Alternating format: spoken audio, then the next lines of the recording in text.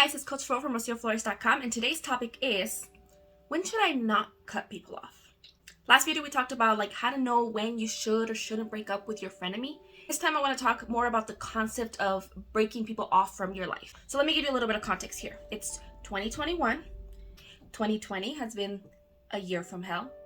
And there are articles literally everywhere, all over online, talking about this concept of cutting people off, going no contact, breaking up with friends, breaking up relationships, just basically, being like, peace out, I'm out, I don't like this anymore, bye.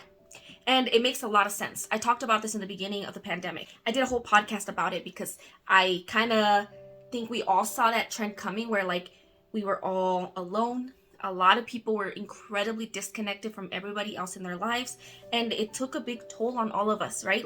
It wasn't nothing. It was a really significant time in our history of life, and I think a lot of people made really big decisions about their relationships, about themselves, about what they want in their life.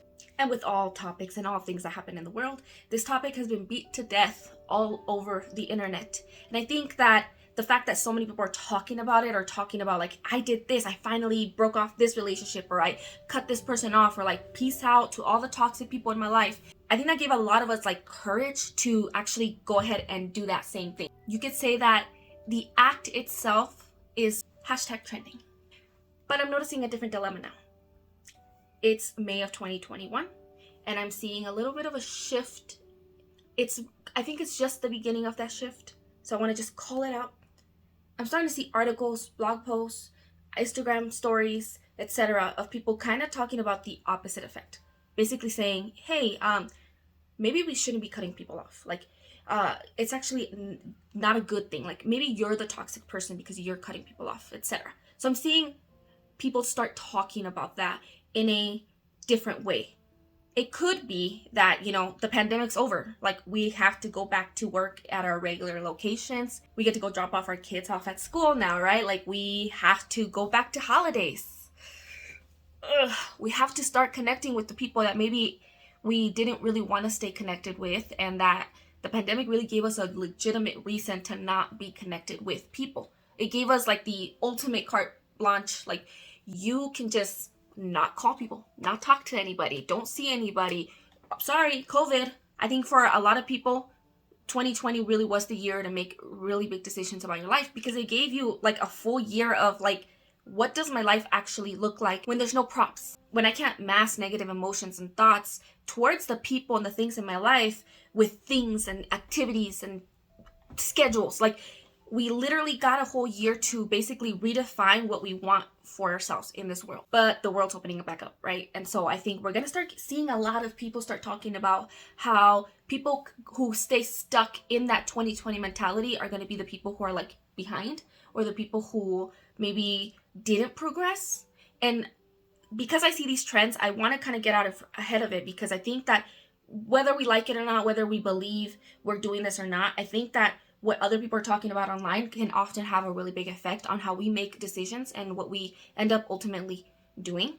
And for many of us, myself included, a decision to cut someone off, to not have a relationship with someone anymore, is a big decision. It is a huge decision. It's not something that just comes oh, I'm just going to do that now. It's not nonchalant. It's a really big decision.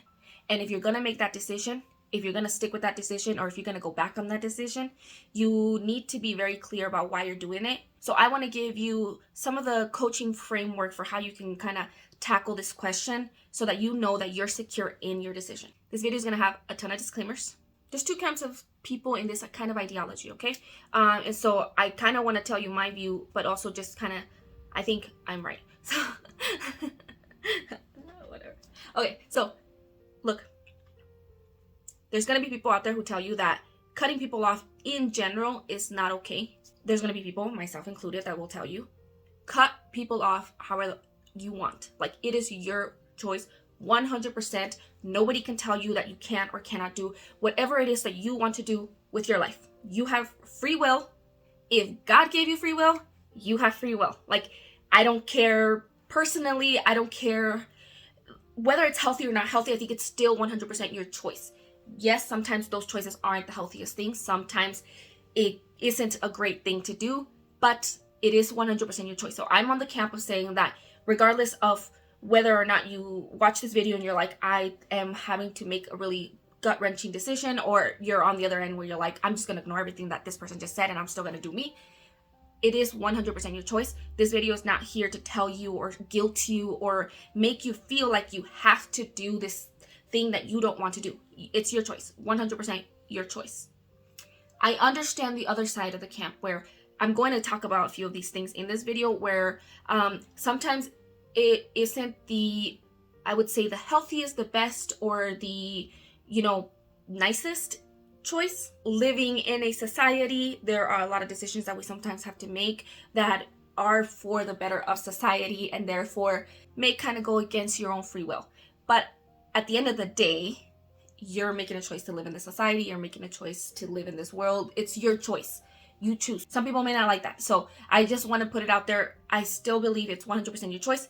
But this video is all about kind of just giving you a framework for how you should or shouldn't make that choice. They're not in any order and they don't build on themselves. And I tried to make them build, but I couldn't. I think that they can all compound on each other or they can all be completely separate situations. In this video, I'm also going to share some more personal anecdotes, and it makes me really nervous to do that. This video includes an affiliate promotion, so make sure you stick around to the end to find out what that is. The first point I want to make is, are you making this decision based on a cognitive distortion? Our brains are like, they're awesome. They're funky. They do a lot of really cool things and they're really like complex, and they, for the most part try to help us. But sometimes our brains, sometimes they just fart out bad stuff and they create distortions for us. If you've never heard about cognitive distortions, I have a whole article that I can link below about the top 10 cognitive distortions, and I go into a little bit more detail about each one of them so that you can get a good understanding of how they work. But basically, your brain will just make up an idea.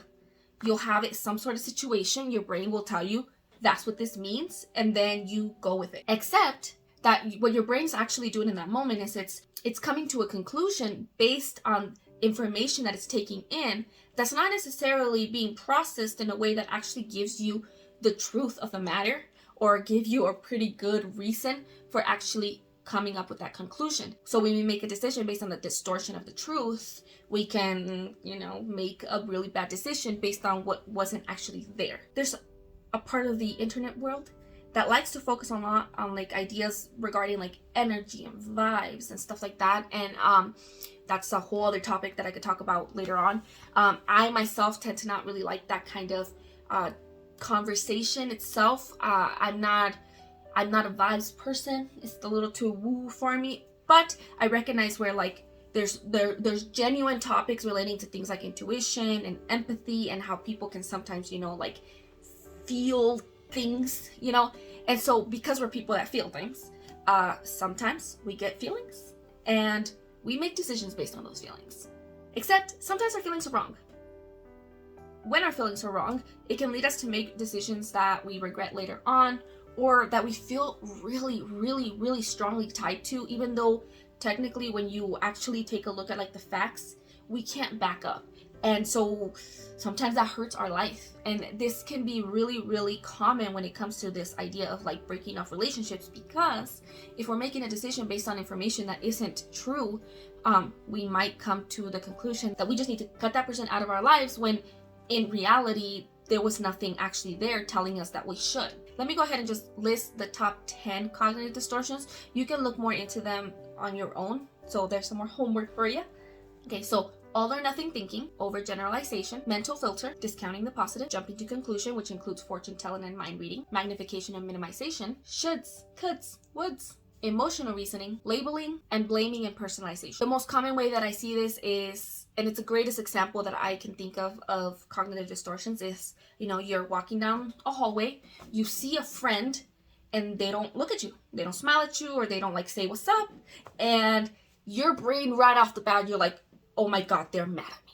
Oh my God, they hate me. Oh my God, they, your brain just goes into like this, like, cycle of like, and so what happens in that moment is your brain has made a connection where it recognizes, and again, your brain does a great job of creating patterns so that it can help you not have to use as much energy to actually be able to live out in the world and actually recognize patterns. And so, yes, your brain says that person didn't look happy, right? They didn't look at me, and they didn't say something that 100% quantified that they were excited or happy to see me. Therefore, that means that they must be upset, because normally when people act that way, that means that they were upset with me or they dislike me, etc. Except that's not always the case, right? We can step back from this, especially if you're like a third-party observer, and say, well, what if they didn't see you?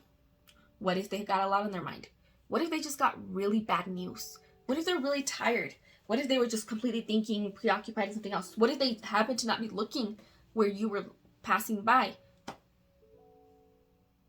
I just want to say that I'm the queen of cognitive distortions. How many times have you made a decision in your head that, like, yep, that's what's happening, and that's 100% what's happening, and because of that, now I'm going to do X, Y, and Z? When you haven't taken the time to step back, or somebody's tried to tell you, like, but what about, like, what if that's this? Like, what if this is actually the case? That's usually when you're experiencing a cognitive distortion, and this is a moment where it's really hard. Like, it's so hard for you to step back and be like, okay, what's the actual evidence here that I'm correct, that this assertion is correct, and that I should be making a decision based on that information?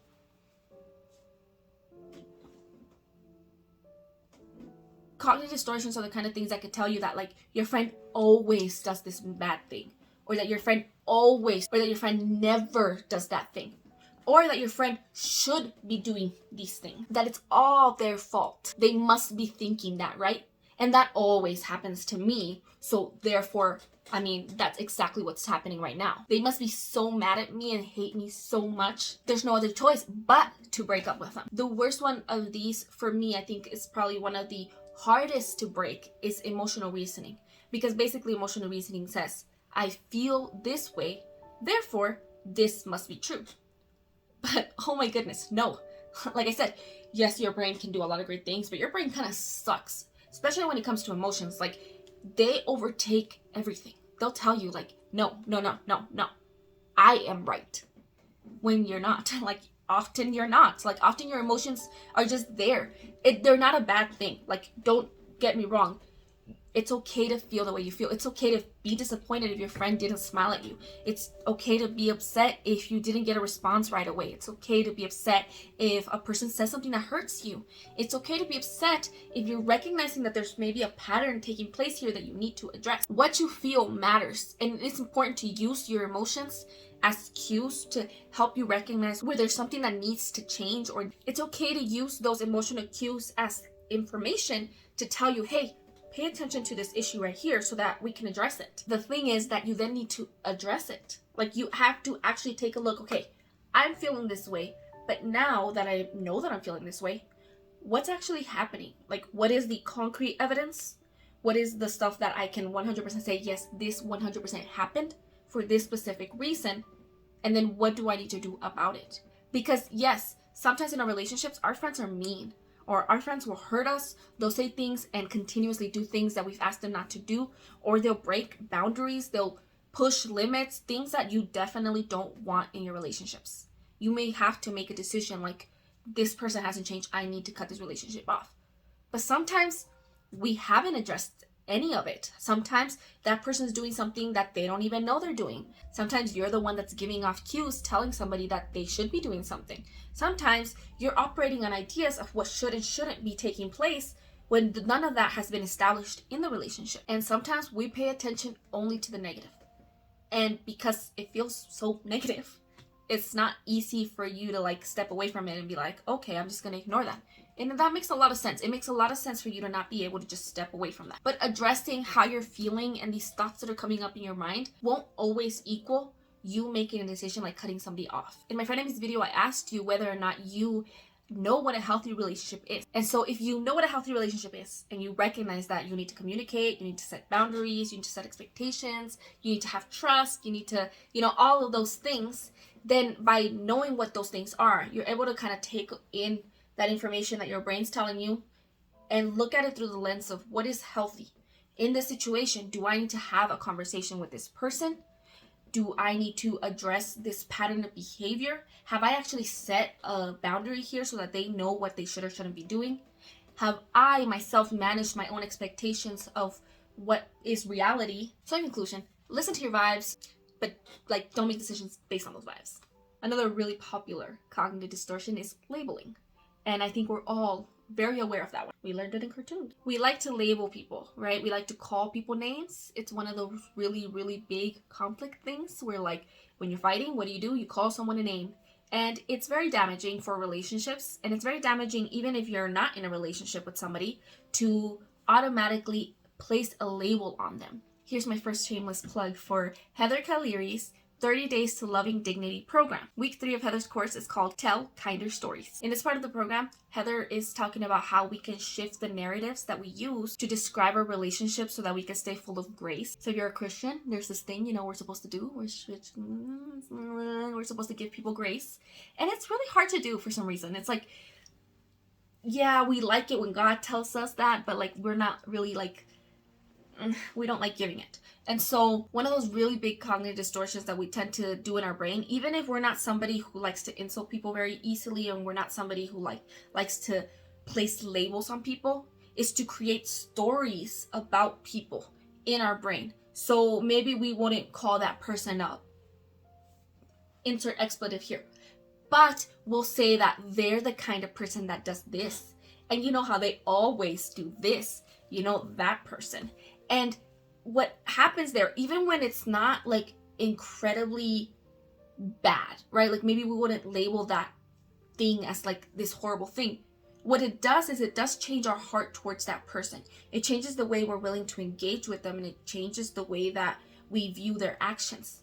So that slowly, little by little, we build up this narrative, this story of what's actually taking place, without any of the actual like information or evidence that that's actually what's happening. And then it can easily lead us to making a decision like, I don't want to be in a relationship with that person anymore, because of the story that we've been telling ourselves, and not because of what's actually taking place or because of who they actually are. So in Heather's program, she goes into like how we can tell these kind of stories about people that are actually grounded in reality. So we actually stay with like what's actually taking place, so that we're able to work through our relationships differently. The next point I want to make is, are you setting a boundary or are you putting up a wall? So I can't remember exactly where I read this, but it said something along the lines of, a boundary is a door, not a wall. A wall is not something you can get through. A wall is meant to keep things out. A wall says, this is a limit. There is absolutely nothing that allows you to go back and forth. But a door says, I get to close this door when I want to close and I don't want somebody to come in, but I can open it when I want somebody to come in. And there's rules as to when you can and can't enter somebody's door. A boundary says these are the rules for how we're going to engage. A wall says we're not engaging at all. There are times and there are relationships where you need to set a wall, and that is 100% okay. Again, some people don't believe that.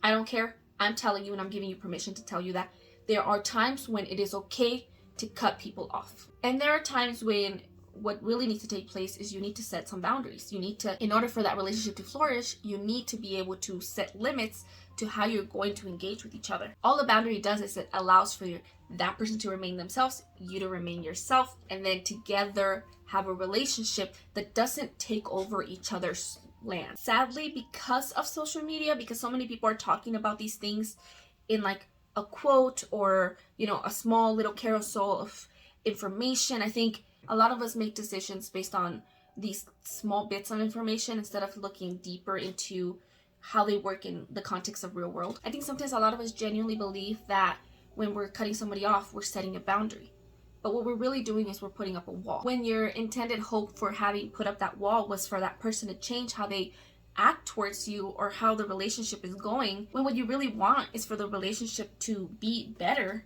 but you put up a wall, then that relationship ends before you're able to ever have anything that's better. If you recognize in yourself that what you really want is that person to come at you differently, like you just want things to be different, then actually having to work through changing that and setting different boundaries with that person, first and foremost, it's really scary. It can be really hard and it can really be painful, because you're basically giving control to that person to decide if they want to be in a relationship with you.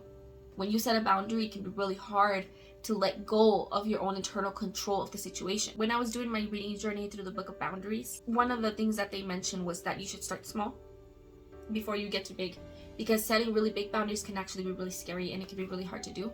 But if you start small, you can kind of start to build up that resilience in yourself to be able to feel like you can do it, but also it kind of shows the other person that you're serious, and it allows you to see where you have to set bigger boundaries. Sometimes, especially in the beginning when we're just starting to learn how to have a healthy relationship, we don't really know what we want to set a boundary about or what our limits are. And so again, it can be really easy to be like, no, one bad thing happened, this is it, I don't want this anymore, like I'm done, peace out.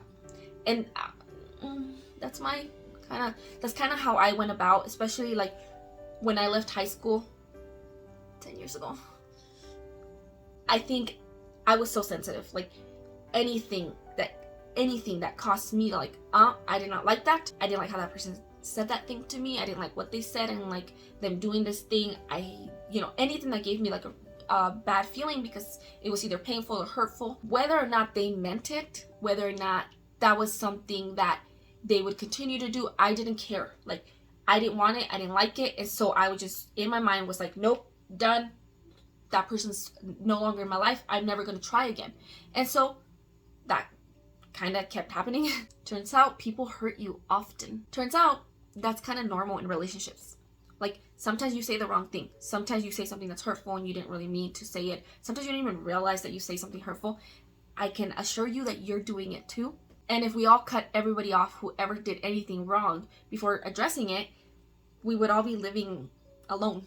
Healthy relationships have conflict. Healthy relationships work through that conflict. And learning conflict resolution is a really, really big part of having happy, healthy relationships.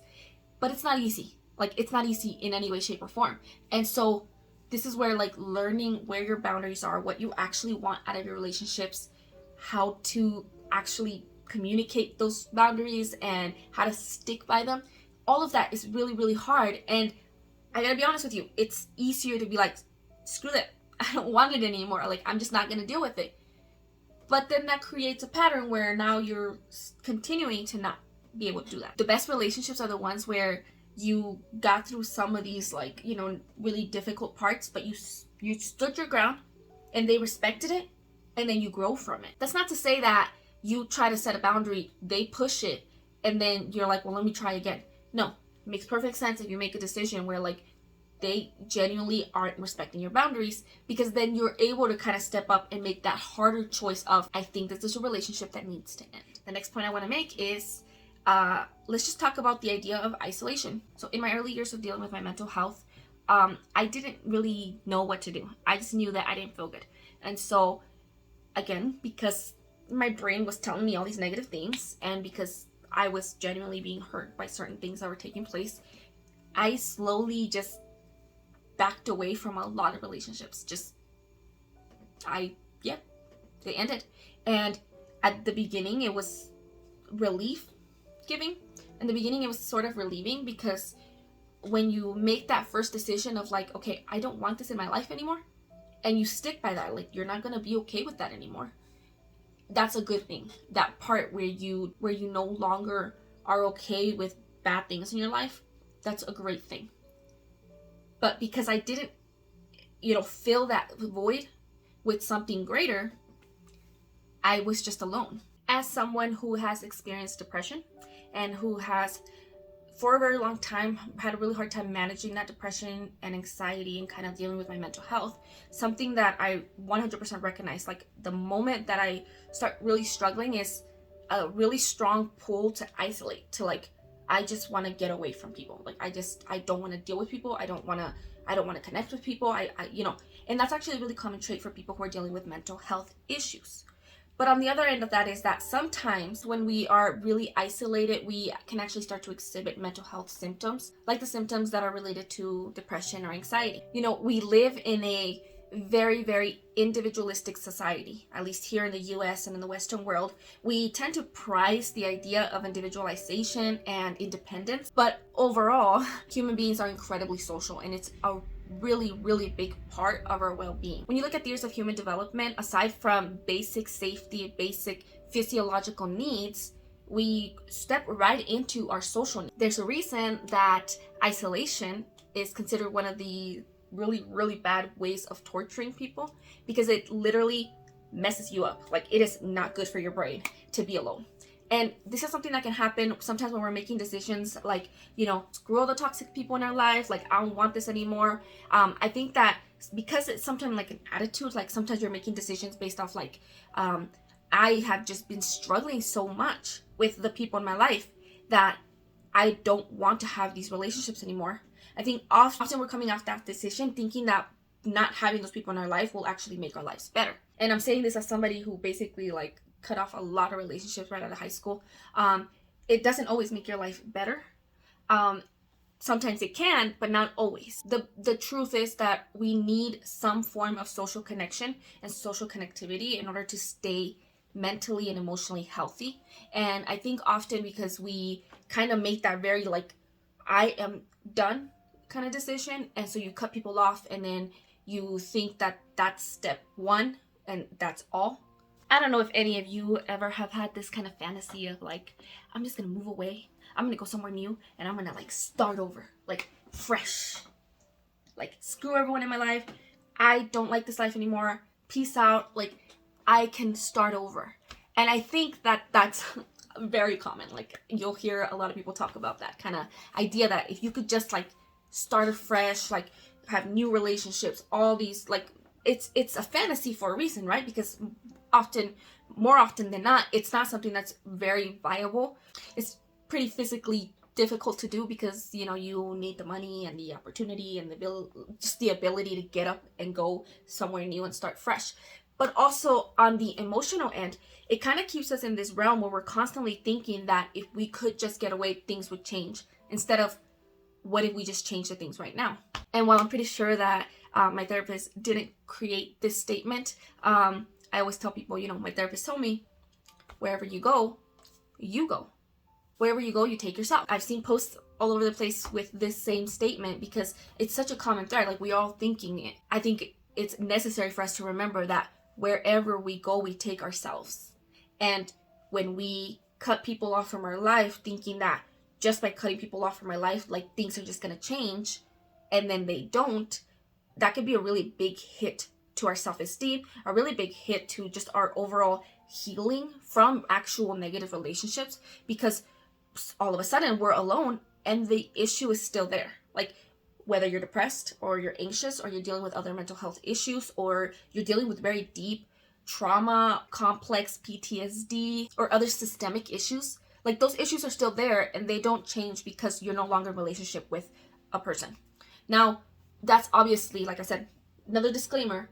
If you're in a situation where you're being abused or you're in a relationship where somebody's hurting you, then yes, like things are going to change a certain degree if you leave that relationship. So that's not a time when you're like, I'm not going to cut that person off. No, definitely do that.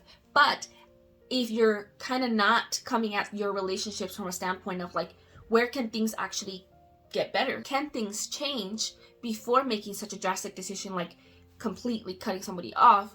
I think that leaves you in a position where it's so much easier to be alone because now you don't have that person. Again, let me be very, very, very clear here. You don't stay in a relationship with somebody just because you'll be alone without them. Like, don't do that. Please don't misconstrue what I'm trying to say.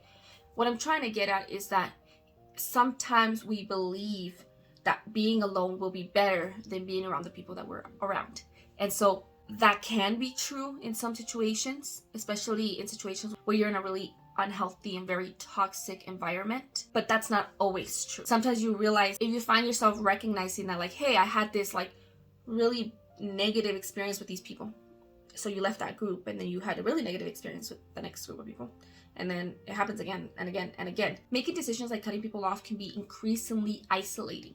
If you cut your relationship with your parents and then you're cutting off your relationship with your siblings, and suddenly you're no longer talking to other family members, and suddenly you no longer call your friends, and suddenly you no longer call old coworkers. Isolation in itself can become its own pattern where it can kind of become a little bit easier to make the decision to step away from a relationship than it is to work through that relationship. And because you're alone and you don't have a lot of other strong relationships to kind of help tie you down to reality, it can be very difficult to then make decisions about whether or not a relationship is something that can be workable or not, and if it's a relationship that you actually want to keep or not. I experienced a period there in my life, after college, where I was genuinely very, very isolated. And I'm saying very isolated because, I work from home and I wasn't really talking to any friends, and I hadn't built up the relationships that I have now that are really strong. So I wasn't connecting with anybody. I was really, really isolated. And it turned out to be good for me because I ended up growing from that. It was through that isolation that I was able to kind of push past what I was feeling and what I was experiencing to get better support and continue trying to get healthier. But let's be really honest here. Not everybody pushes through that isolation. I'm very lucky. And I like to use the word lucky because it is 100% chance. I happen to be living in a country that's not by my choice, that has access to mental health care support. I happen to have a happy and healthy and accepted romantic relationship. I was lucky enough to find housing with family members that is affordable and allows me to live with other people so that I have somebody near me, and I have easy access to the internet and books. I have access to faith services that fit my religious ideology, and none of this isolation happened during a world pandemic. Not everyone is as lucky. I like to believe, because of my faith, that I'm also very blessed, and I have put a lot of work into building up the relationships that I've kept throughout the years and that I now cherish and are really strong. And I did make that decision that I couldn't live alone, that it was better for us to live with roommates, and that it was good for me to work from home, and that it was good for me to really pour into my mental health and self-help and all of those different things. Like, yes, I made those really important decisions, but I had the ability to, and that's not something that everybody has. And often when we're driven into isolation, it's a one-way road. Again, if you're in an incredibly abusive situation, sometimes that one-way road is safer. That's not the case for millions of people in the world. For many people, the reason they have to stay in abusive situations is because they have no access to support systems, and making the decision to leap out of that relationship is completely stepping into a void, not knowing what will happen or if you'll be safer in any way, shape, or form. If you're somebody who generally has relationships that are, meh, and you're like, I don't know, what should I do? It may not be the smartest choice to just cut everyone off thinking that you'll be better off, because you may actually put yourself in a situation where you're no longer able to access any kind of support. And it really shouldn't be that way. It should be that even if you don't stay 100% friends with every person in your life, that if you really needed the support, they would still be there. That's not always the case, unfortunately, because we live in a pretty messed up world. And so I think it is a big decision to make, to say, I'm going to step away from people in my life. A great way to counteract that, though, is to start building up social support systems outside of these relationships that you're struggling in, because oftentimes that is part of the situation, that sometimes it's the increasing isolation that's causing you to feel more and more stressed in your relationships, because you're needing a few people to meet needs that are meant to be met by an entire community. Okay, so far we've talked about how sometimes our brain just tells us things, and we're making decisions that are not good because of our brain. And so we need to kind of be like, okay, maybe I'm not going to cut this person right off the bat, because I gotta think about whether or not what my brain is telling me is actually what's taking place. And then sometimes we do recognize there's things that are taking place that I need to change. I need to communicate with this person. I need to make decisions about whether or not this relationship can change and grow into something stronger. And so you learn how to set limits without putting up a really bad brick wall. And then you're also taking into consideration the fact that pushing yourself into isolation isn't healthy, and that you shouldn't make a decision about your relationships just for the sake of kind of getting away from people in general. And that sometimes, because you're not having that really strong support system, that may be affecting, why you're having that feeling of needing to disconnect from people. Now, let's bring up the last 2 points, which are a little bit more difficult. Let me give you a disclaimer yet again that none of this should be construed to victim blame or to shame you or to make you feel like you can't make the decision that you need to make. So I'm trying to be really careful with this, because these next 2, I'm trying to be a little bit tougher on you, but I don't want to be so tough that you make a decision that's not right for you or that makes you feel bad about the decision that you have to make.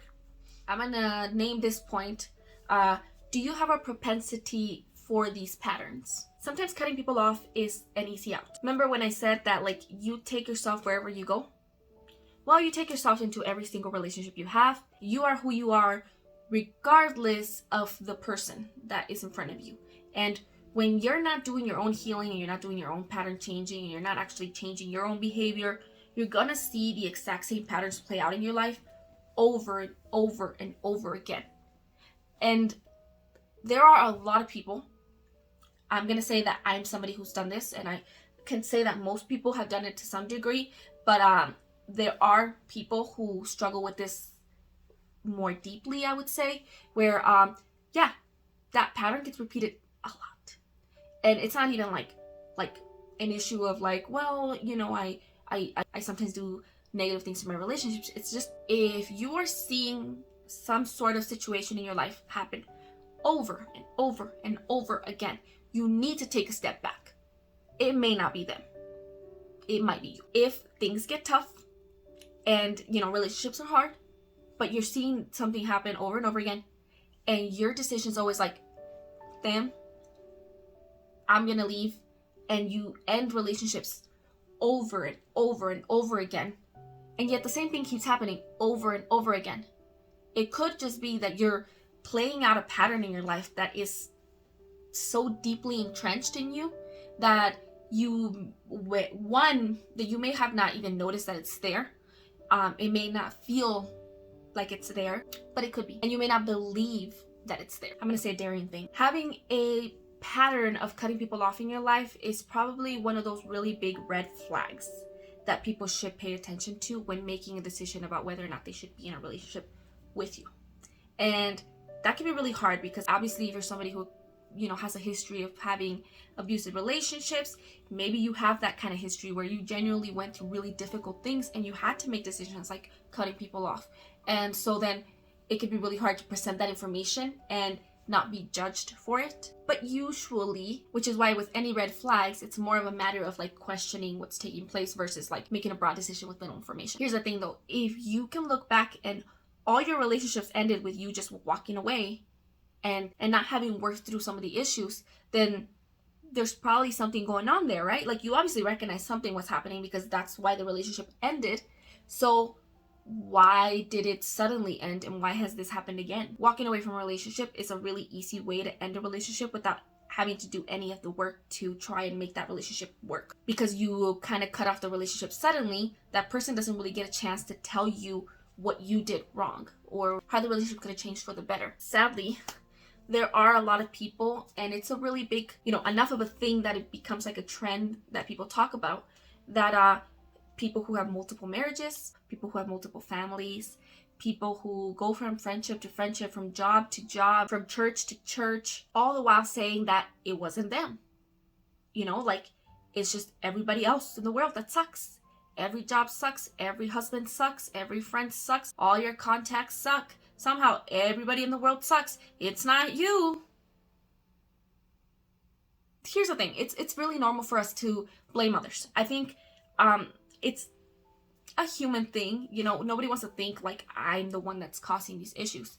And it's not always just you, and that's the thing. That's the saddest part probably, that for a lot of the relationships that we have in our life, it's almost never just one person, right? It's a relationship is a collaboration between two people. And so oftentimes it's just a matter of working through an issue. But we also live in a society that tells us that we could just start fresh. Like, we don't need others. We don't need to deal with anything. Like, I don't need your toxic vibes. I don't need any of that negative energy. Like, we have that kind of world that tells us that we can just get a new person. Just like we can get a new phone, new shoes, new purse, new car. We don't need to fix anything. We don't need to work on anything. We just get something new. And it's that kind of capitalistic mindset that keeps us stuck in that cycle of like, I'm just going to start over. But it hurts us. Like, it hurts our relationships when we're not willing to move through discomfort to get to a healthier place in the relationship. And let me just tell you that the healthiest relationships I've had in my life, the ones that I truly cherish and I don't have any doubts or insecurities about, are the ones that where we worked through conflict. And the ones that ended are the ones where like all I can think of is that one thing. Like something happened and we didn't work through it. And so let me tell you here, putting yourself in this perpetual cycle of loss is also going to keep affecting your next relationship because you're in pain. Losing, whether it's a friend or even just like an acquaintance, because what happens is if we're not having really strong, deep relationships, we're probably putting a lot of weight on very surface level relationships. Which is why, I think there's like a culture of people being like, oh my God, I love you to every single person they meet. And we put a lot of weight on that relationship only for it to crumble so easily that it makes it even harder for our next relationship and our next relationship and our next relationship. It leaves you with more insecurities. It leaves you with more trust issues. It leaves you with an inability to even get to a level of connection where you're actually a friend. This last point is kind of why I wanted to make this video in the first place. I'm going to call this point reevaluating abuse and toxicity. So like I said, I've been noticing a trend. I'm seeing a lot of people start talking more and more about how like maybe we shouldn't be cutting people off.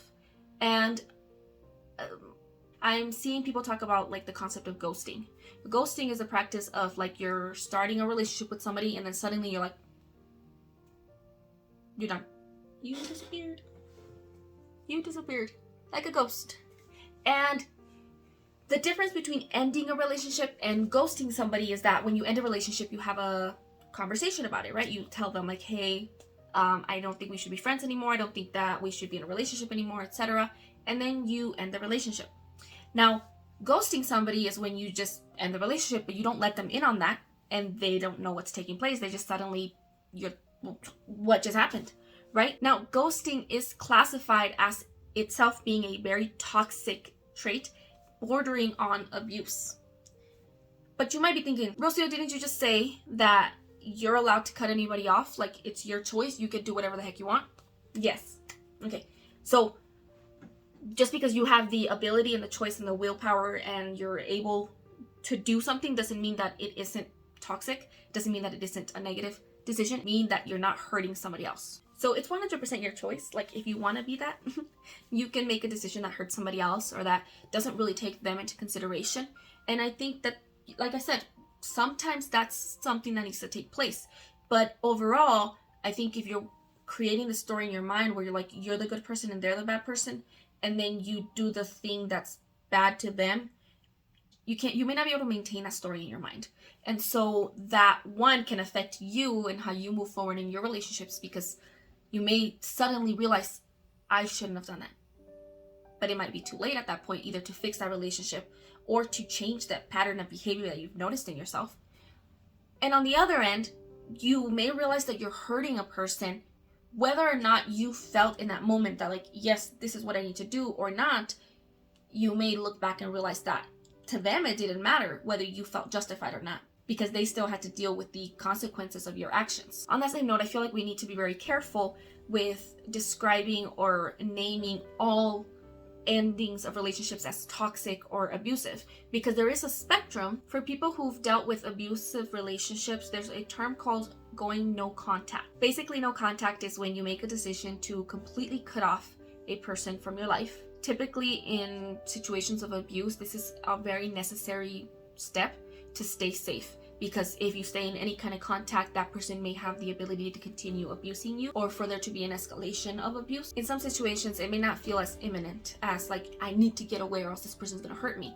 And it may just be this very freeing moment when you're finding like, I'm done with this relationship and I'm no longer going to stay in it. And this can happen in really negative and emotionally abusive relationships where you may not be able to separate yourself from that person and to move on with your life until you completely stop talking to them. So how do you decide? Like, are you just ghosting someone or are you going no contact? Like, how do you know whether or not like this decision to completely cut somebody off is a good decision here, or if you're the one that's being like the toxic and abusive person in the relationship? I've done both. I've definitely, like, if I think about like some relationships in the past where like I just stopped talking to somebody or I just stopped trying to relate to them, I blocked them, like I just made that decision. And looking back, there wasn't enough information. There wasn't enough there for me to make that decision. And it wasn't fair of me to have made that decision without having tried to have a conversation with the person. And, whether or not I want to tell myself, yeah, that was what I needed to do in the moment, or it didn't matter, or they didn't care, I don't know. Honestly, I don't know. Because I didn't continue talking with them, because I didn't keep up the relationship, I can't 100% know that didn't hurt them. On the other end, I've also gone no contact in relationships where I had to. Around this time last year, I made the decision to go no contact with my father. Without going into any details about that situation and how that came about, it wasn't a decision I ever thought I would do. I've heard of people say oh, I don't talk to my parents, or I'm estranged from my family. And I had thought about that, especially when I was really young and things were really bad, where I kind of wished that I could do that. It was just always ingrained in me, family comes first. So it never even crossed my mind that that's something I could do. But after 27 years of not seeing change in that relationship, and after putting a lot of work into trying to see change in that relationship, and it wasn't an easy decision. It actually came after a period of time where I thought things were better, only for things to go south really quickly. And so while it wasn't an easy decision, it was a simple decision that I then had to spend a lot of time grieving. I talk about things like cutting off relationships and setting boundaries and respecting people's decisions about how they relate to people, and giving people that power to say, no, you have the choice. You get to end any relationship you want. But it's not easy. It's very hard. And making a decision going no contact and really genuinely cutting somebody off, it's not easy. It's gonna hurt. When you truly love that person, it's gonna be really, really painful. And it's grieving a loss. It's a real loss. You're having to process a life without that person. Whether they were good in your life or bad in your life, whether you have really negative emotions towards them, or you have put in a lot of work to have positive emotions, it's still gonna hurt a lot once you make that decision. It's not an easy decision. It's not a decision that you make in order to try and manipulate another person into acting the way you want them to act. And it's not a decision that you make to punish somebody for having not acted the way you wanted them to act. It has to come from a standpoint of your own personal necessity to heal. You go no contact with somebody because that person is a threat to your sense of safety, your sense of self, and your ability to move forward in your life. You don't go no contact with the hope that by breaking off the relationship or cutting them off, somehow that will cause them to change, or that will cause them to X, Y, and Z, or they'll see what they get. It can't be that. It cannot come from that point. When you're making a decision like that, and it's coming from a standpoint of wanting to change that person, of wanting to hurt that person, that's where you're making a decision to hurt somebody. Sometimes people will not change, and there does need to be a change in the relationship. And sometimes that change in the relationship is a matter of you no longer talking to them, or no longer sharing with them, or no longer engaging with them the way you used to engage with them. And it's okay to change the rules of the relationship and to say, I'm not going to be okay with this anymore. Cutting people off is not an easy decision. It's not something that we should really be bragging about online, right? And it's not something that you can condense into this neat little post that says this is what people should and shouldn't do. I think that because it's so trending, it can be very difficult for us to move about in the world without acknowledging how difficult it really is. If you're at that intersection and you're trying to make a decision, what do I do? Should I do this? It's okay to consider some of the negatives. Consider some of the ways in which this decision may impact you and the other person in a negative way, and work around that. But it's also okay for you to just be yep, this is most definitely what I need to do. I'm giving you permission for that. I didn't expect this video to make me so sad. So like I said before, this video is in affiliation with Heather Kaliri's 30 Days to Loving Dignity course. So I'm just going to go ahead and pop in her promo right here. What if loving people like Jesus didn't have to turn you into a martyr? My name is Heather Kaliri, and I've created a course called 30 Days to Loving Dignity that tries to answer that question. In it, you'll learn how affirming your own dignity is essential to healthy and joyful relationships. Interested? Go to heathercaleary.com/dignity to learn more.